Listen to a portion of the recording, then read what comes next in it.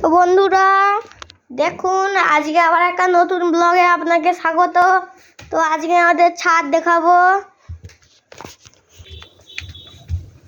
তো দেখুন, ছাদে খুব রোদ, হালকা রোদ আছে। দেখেন, এটা আমাদের ছাদ। দেখুন, এখানে আগে আমি বসে থাকতাম, এখন আগে চারদিক জায়গা পুকুর। এখন আমাদের এটা বাগানটা আমাদের বাগানে একটা সাপ ছিল।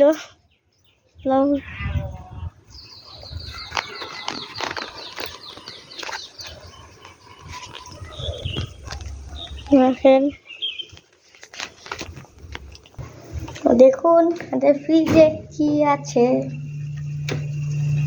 ঠিকঠাক।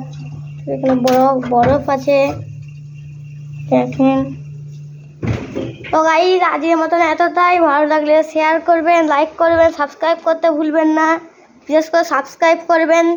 তো গাইস, আজকের মতন টাটা, দেখা হচ্ছে আগামীকাল।